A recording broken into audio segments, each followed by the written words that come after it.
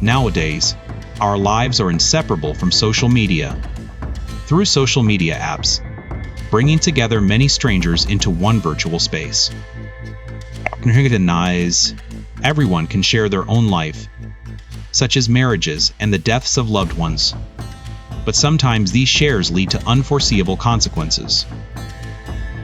In today's video, we will share 5 chilling stories hidden behind social media apps. The first story, Calm Phoebe. On October 12, 2014, 19-year-old college student Alan Phoebe posted a series of photos on his social media. If it weren't for these 2 friends, my college life would be so dull. He posted multiple photos, including views outside his dorm on October 9th. However, on that same day, he used a 9mm handgun stolen from his father to murder his father John, mother Joy, and his 17-year-old sister Catherine. Right after the murders, he went to Dallas to watch a football game between the University of Oklahoma and the University of Texas. His companion said. Throughout, Phoebe was chatting and laughing, showing no sign of anything unusual. Also, he left his phone in his dormitory, making it impossible to track his location via phone. Until 4 days later, on October 13th, the family housekeeper found the 3 bodies in the kitchen. The next day, Phoebe confessed everything to the police, saying he first shot his mother, then killed his sister when she returned from washing the car, shooting her dead. He then waited 1 hour until his father came home and shot him dead.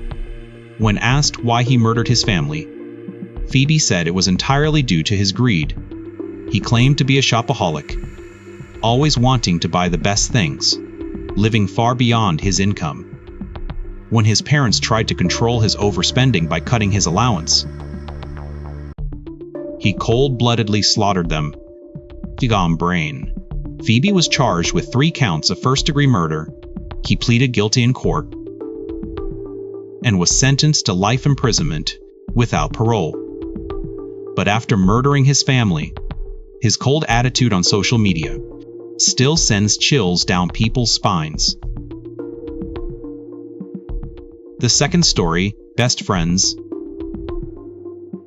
16-year-old Brina was stabbed to death in a park in Wallington, England, and the killer was his 1-year younger friend, Scarlett Jenkinson. This is a post Scarlett made on her social media after the incident.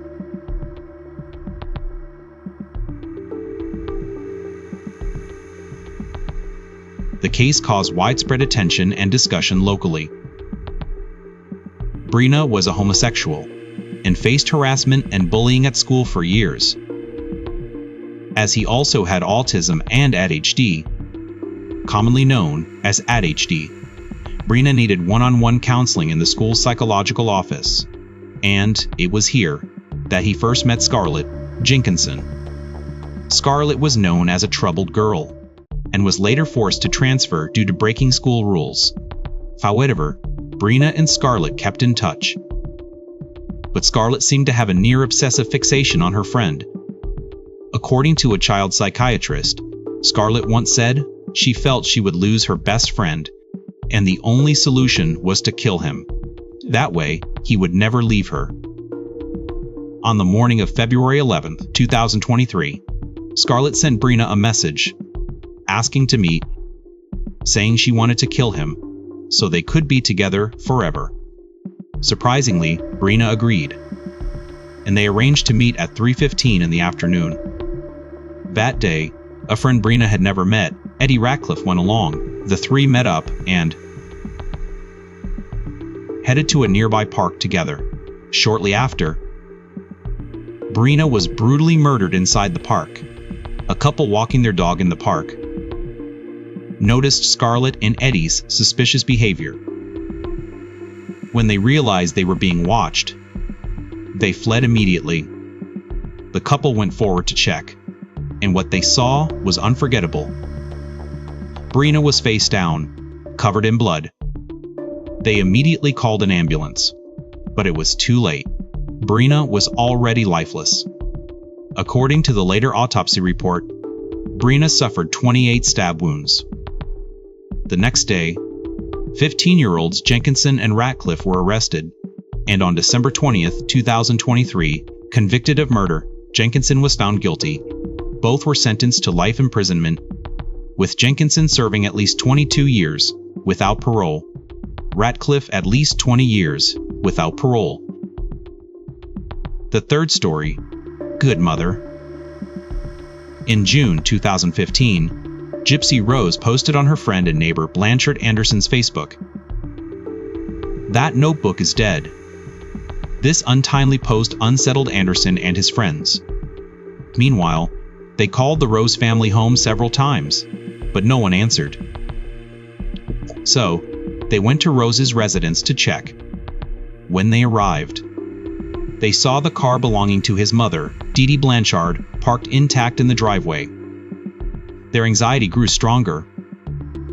After knocking for a long time, with no response, they called 911, and police quickly arrived, broke in, and found Dee Dee Blanchard's body. But their daughter Gypsy Rose was missing. Hawaii production. The police issued an alert, launching a wide search for Rose's whereabouts, who was eventually found safe at her boyfriend's home in Wisconsin, unharmed. But what she told next shocked everyone. It turned out that Gypsy Rose's mother Dee Dee Blanchard had been fabricating her daughter's illnesses. She told people her daughter had congenital leukemia and muscular dystrophy, so she needed a wheelchair and a feeding tube. She even shaved her daughter's head to make her look like she was undergoing chemotherapy. Additionally, she claimed Rose had epilepsy, which required medication for years to control, and caused various degrees of vision and hearing loss. Besides that, Rose underwent multiple surgeries, including eye surgery and salivary gland removal. At the worst, she needed a ventilator to sleep. Under medication, her teeth gradually fell out. Dee Dee's description of Rose's condition sparked wide social sympathy. In 2008, the mother-daughter moved into a pink house in Springfield, Missouri, renovated by a charity, because Dee Dee was portrayed as a model mother. For years, she received sponsors from Disney and other charities worldwide. However, the truth was, Gypsy Rose was not ill at all. She could walk on her own, did not need a feeding tube, and had no cancer. As she grew older, she realized her mother's control and lies about her health, and began to resist the control. In 2011, Rose eloped with a man she met at a sci-fi convention, but was found by her mother and taken back home. From then on, their relationship became tense. Dee Dee often locked her daughter inside, not letting her go out, even threatening to withhold food. Later, Rose met a man named Nicholas Kahagan on Christian dating sites, shared all she went through, and asked Nicholas to kill her mother so they could be together openly. In June 2015, Nicholas came to Rose's house with a knife and stabbed Dee Dee multiple times in the bathroom, which led to the scene at the story's beginning. Eventually, Nicholas and Rose were charged with murder at trial. Gypsy Rose pleaded guilty to second-degree murder and received 10 years.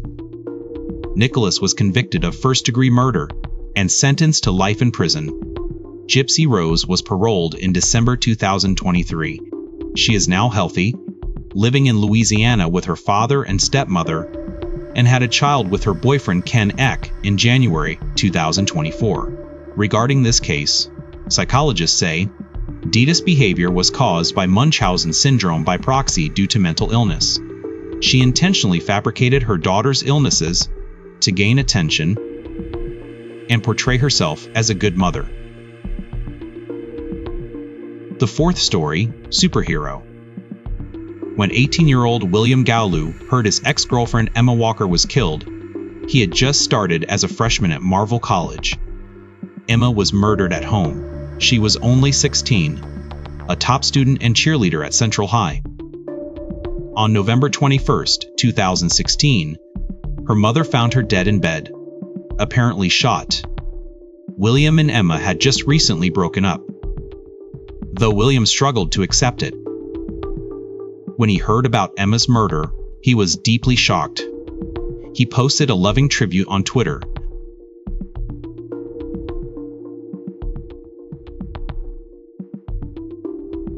But police came for William the next day, suspecting him in Emma's death. Evidence later showed William killed Emma from outside her bedroom window using his grandfather's gun. One bullet pierced Emma's head. In court, William claimed he did not intend to kill Emma. He said he just wanted to get Emma's attention, creating a scenario where he could save her, making him her hero, and restore their relationship. However, the jury didn't believe him, and he was convicted of first-degree murder, sentenced to mandatory life without parole, with no parole before serving 51 years. Linear. Despite multiple appeals by William, the judge upheld the original sentence. The fifth story, ready for a date. On November 15, 2017, 24-year-old Sydney Roper planned to go on a date in Wilbur, Nebraska, with a woman he met on the dating app Kinder after work. Before work ended, he posted a selfie on Snapchat titled "Ready for a Date." This was Sydney's second date with Barry Boswell. The day before, they met at Boswell's rented basement apartment, having just met. The next day, Sydney did not show up for work at Maynard's store in Lincoln. He didn't reply to his mother's texts, so she reported him missing to police. After the police took the case, they searched his rented apartment, but found no clues. But Sydney's car, glasses, and wallet were untouched. His cat was also unfed. 3 weeks later, Sydney's dismembered body was found, stuffed in a trash bag in a field near the Ed family's farm, about 60 miles from the date location. Sydney had told several friends about his date, saying his date's name on Kindle was Adre. After he disappeared, one friend tried to identify his date on Kindle and began scouring the app. Finally, his effort paid off when he accidentally found a profile named Audrey and messaged that person. Soon, Bajari replied, providing the phone number of the Fuji apartment he rented. The friend reported this message to police. Police found out through investigation. The apartment was rented jointly by Boswell and Terrell, a couple. The landlord said there was a strong bleach smell recently from the basement, so strong that a family member vomited. Police later tracked phone signals to confirm this was Sydney's last known location. The next day, the police issued arrest warrants, but Boswell and Terrell had left the residence and defended themselves on Facebook, claiming innocence. Eventually, they were arrested at a motel in Missouri. At the time, they were planning to flee to Mexico. In June 2021, 3 judges unanimously sentenced Terrell to death and Boswell to life imprisonment. Currently, Boswell is serving his sentence in York, Nebraska, while Terrell remains on death row in Tecumseh, Nebraska.